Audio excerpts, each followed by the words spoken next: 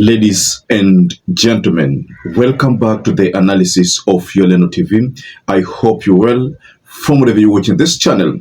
Now, there's a conversation here concerning a court document that has been shared. This document is in connection with Kungu Migai's remarks. It is also in connection with the issue of KYALLO. Now, the document has been shared by Abed Nasir Abdullahi, and you all need to remember that Abed Nasir is one of those lawyers who has been taking the Supreme Court head-on matters corruption. Now, the conversation here is that should people trust the document that Abed Nasir has shared? Because Abed Nasir has shared an evidence that shows that the court in 1992 had agreed that the estate that Kungu Mig has been claiming was sold without a consent order, that some judges could have been involved in corruption, so it was done behind the scenes. So this document has been shared by Abed Nasir. So the conversation here is, should we believe or trust documents submitted by Abed Nasir, or should we not believe in this document? Because you know the relationship between Abed Nasir and the courts.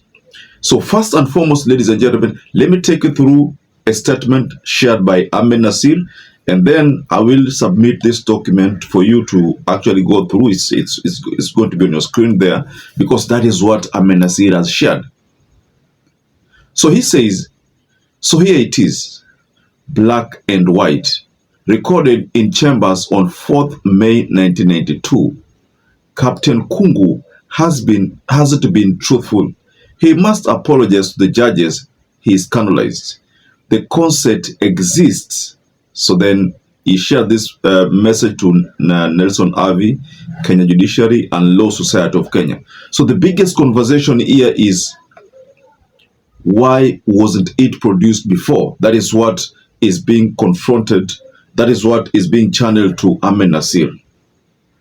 So before I take you through a couple of reactions, because people are doubting this document, before I take you through the reactions, ladies and gentlemen, kindly take this opportunity, support the work we do on this channel by liking this video, and also don't forget to subscribe if you are not subscribed before. And to our existing subscribers, I want to continue thanking you so much, because without you, this channel cannot grow. So thank you so much.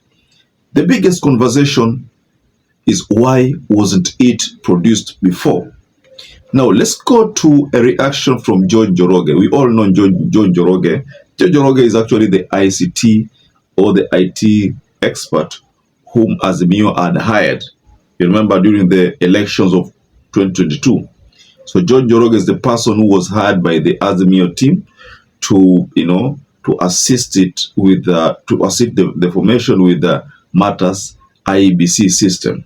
And you remember the issue of hackers and what John Njoroge wanted to be revealed from the servers, which was never revealed by the Smartmatic guys. So he's the person who has also reacted to the statement that was shared by Abed Nasir. And this is what he says. Wow, Captain Kungu cannot outrun this paper trail. The decree is sealed. The concept is clear. Two options only: apologize or tell us how the High Court of Kenya forged its own seal. See, remember, you get the point there. Forged its own seal. So that reaction is telling us that John Njoroge is not in agreement with Abed Nasir's posting. That unless there is any other proof of how Abed Nasir got hold of this document, which the courts have never published. In fact, the court talked about documents missing. You remember that claim? So there's a lot of controversy around this consent order. But that is what Abed Nasir has shared. So let me just take you through a couple of reactions, then you can make your own conclusion whether you should trust this document or you should not trust it. Now, another person by the name Common Sense has shared something here. And Common Sense says, my respect for you just went a notch higher, especially in trying to get an apology to judges whom you've accused of jurispesa manenos. A man who admits to error is worth his word. Ukipita Isinya, acha aibayu supu ya dawa. Okay. And there's someone here by the name Momanyi. Momanyi says, that's the highest forgery that's been cooking in Kenya. The judgment was done in the 26th of November 1992, but Captain was required to pay the 31st of July 1992. How is it possible? All the courts of 1992 had time travel in those years. Supreme Court and forgery are one and the same.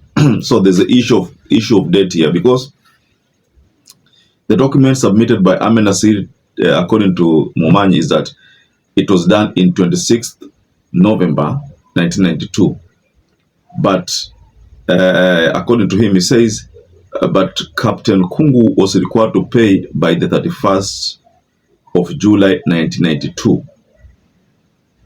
Well, that is a problem. You've already noted that that is what Momanyi has identified from that document. I told you that document is available on Ahmed Nasir's X channel. You can just go through the document and highlight some of the discrepancies you're seeing there, some issues there with the document, because Ahmed Nasir maybe anajaribu kujisafisha jina because he has been on the judiciary's neck.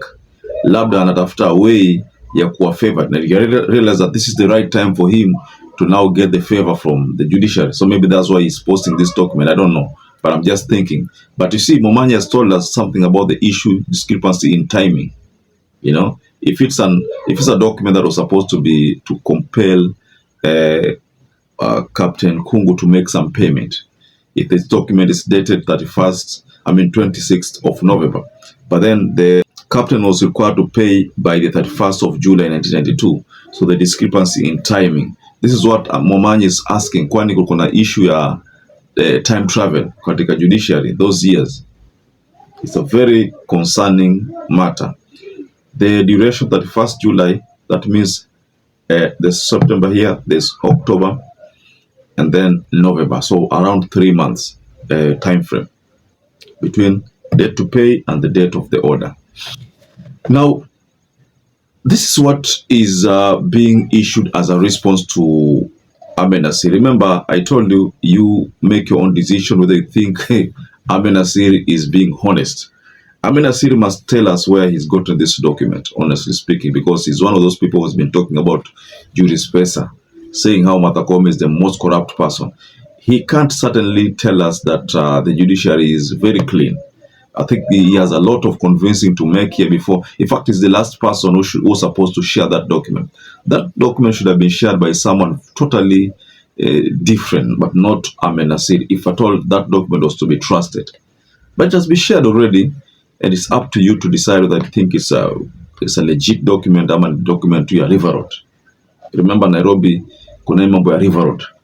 Certificate can be duplicated. Unaweza poa certificate original kama ile ambayo ungepata high school ama ile ungepata kwa college, unapewa pale River Road, exactly the correct one. But the only thing is that that document might not be in existence in the portal, like for instance for issue of TVET and the like.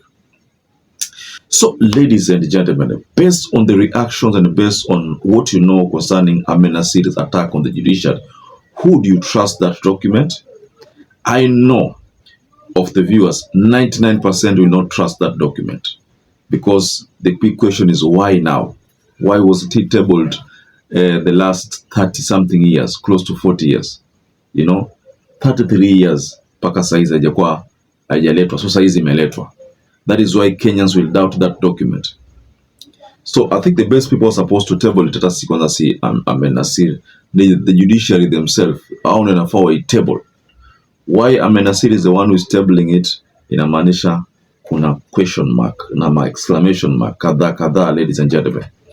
So perhaps if you're watching this video and you've not subscribed, take 1 second and subscribe, like this video. Until you catch up again, stay safe and stay blessed. Thank you once again for choosing YOLENO TV as your favorite political channel.